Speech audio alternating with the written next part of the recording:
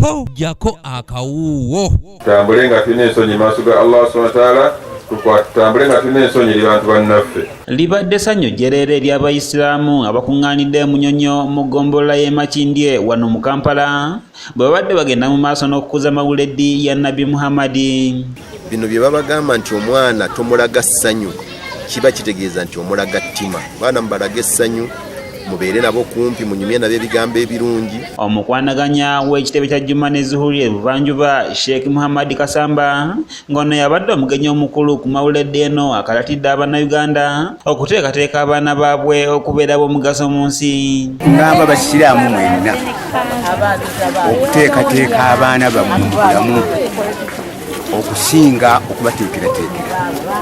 Oba bw'omuteekerateekera byaba byoba omuteekeddeteekedde bw'ovaawo byonna bitunda bimalawo. Ate bw'omuteekateeka obulungi awangaala ng'obuteefuteefu bwamuteekerateekeramu nga bwakyalimu okutuusa Allah naye bw'ateekateeka abaana ababiri. Sheik Kasamba agamba nti abantu ensangi zino tebakyayagaliza bannaabwe ekiviiriddeko okufiirizibwa mu mbeera ez'enjawulo. Ate mwenna Abasiraamu mwenna abaluggwano n'abantu bwenna muteekwa okuba n'omutima ogwagaliza muntu munno okusinga okuba n'omutima ogutayagaliza. Kubanga tubobeera n'omutima ogutagaliza munno oba olina ensaalwa ku mutima. Kitegeeza Katonda buli kyaba asazeewo okuwa gundi kikusaala.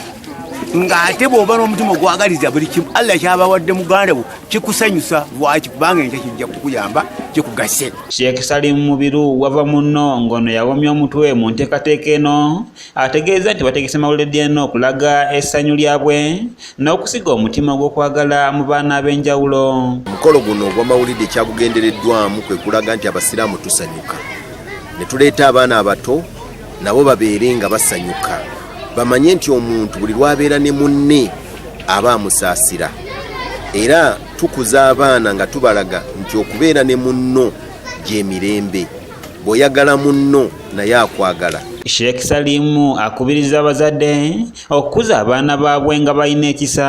Abaana bonna abakuza omulembe guno bannakuwavu, buli kiseera bennyamira, atunuulira nga alina okulaba nga munne yalina okumumalako ennaku gy'alina. Naye ng'ate ennaku omuzadde olina okukuza omwana nga musanyufu n'omulaga nti mu nsi omuntu bw'akula nga musanyufu ateekwa okubeera n'ekisa. Omuntu atali musanyufu taba na kisa. Omuwandiisi w'ettwale ly'e Kawempe mu ofiisi ya Supreme Mufti Sheik Musa Kisule alaze obweraliikirivu olw'omulugube ogususse mu bantu ensangi zino. Omulugube guli ensonyi z'omwana Adamu. Ate nga ffenna mu nsi muno ekintu kiyinza okutuyamba okubeera mu nsi muno tutambula bulungi nnyo z'ensonyi. Kwa Nabbi yagamba fa illam tastahi fasna ma shi'ta.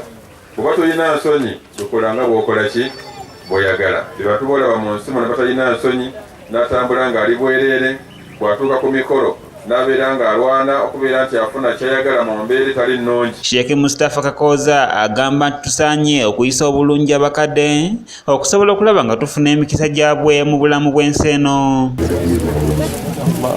Ku mukolo gwe gumu abayizi b'essomero lya Fatima Zahara Islamic Center Nursery and Primary School e Buyinja batikiddwa.